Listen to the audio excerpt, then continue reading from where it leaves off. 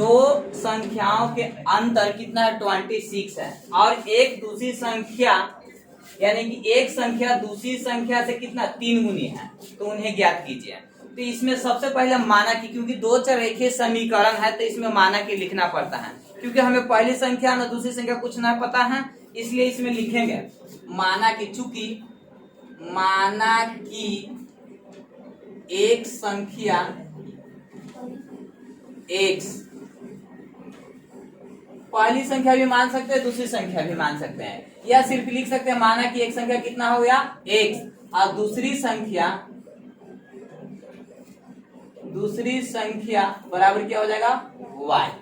अब कोई कोई क्या होता है कि टीचर लोग जो बताते हैं यहाँ पर लिख देते हैं प्रश्नानुसार या सवाल प्रश्नानुसार या अकॉर्डिंग टू क्वेश्चन, लेकिन दो चर में ये नहीं लिखते हैं, क्योंकि सवाल की एक पहली शर्त आती है, एक सवाल की दूसरी शर्त आती है, उसके अनुसार चलते हैं। यानी कि सवाल की पहली शर्त यानी कि क्वेश्चन में सवाल क्या कह रहा है, इसका पहला भाग देखेंगे और दूसरा भाग, जैसे कि पहला भाग यहाँ से यहाँ तक है, दूसरा भाग यहाँ से यहाँ तक है, इस तरह से लिखेंगे। नहीं तो क्या है कि बोर्ड के एग्जाम में यहाँ पर 3 नंबर के क्वेश्चन में 2 नंबर मिल सकता है, इसलिए हम सवाल की पहली शर्त करके लिखेंगे, सवाल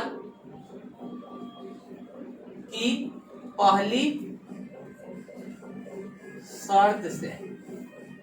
तो पहली शर्त में क्या कहा है कि इन दोनों संख्या का अंतर कितना है 26 है, तो x माइनस वाई बराबर कितना हो गया 26। समीकरण क्या मान लिया फर्स्ट। और अब देखो दूसरी शर्त में न चलेंगे तो लिखेंगे सवाल की दूसरी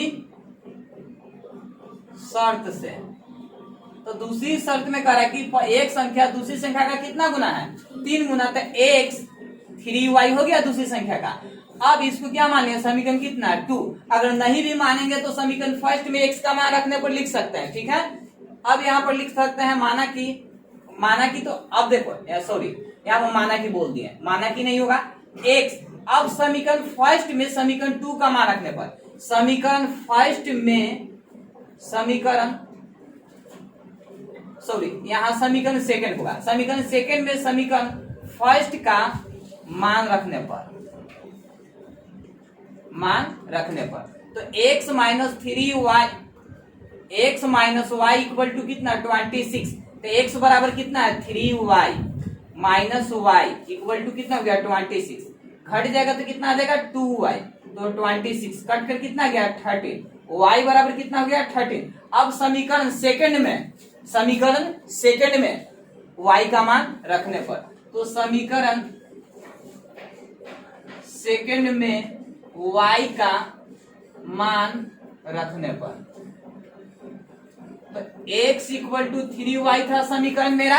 अब इसमें y बराबर रख देंगे तो x इक्वल टू 3 इंटू कितना हो जाएगा 13 कितना हो गया 39। अब देखो अतः एक संख्या क्या माने थे x ना, तो x का मान कितना गया 39 और y क्या मान y माने थे दूसरी संख्या, तो y का मान कितना हो गया 13। अब देखो क्वेश्चन को साबित कर भी सकते हैं कि कैसे, यानी कि ये सही है कि गलत है। तो अब यहाँ पर देखो जांच में अगर जाएंगे तो जांच में क्या हो गया कि एक संख्या दूसरी संख्या का अंतर कितना है 26 है, तो पहली संख्या 39 और माइनस कितना हो गया 13, तो कितना आ जाएगा 26। यानी कि मेरा बनाया गया मैथ क्या है बिल्कुल सही है, ठीक है।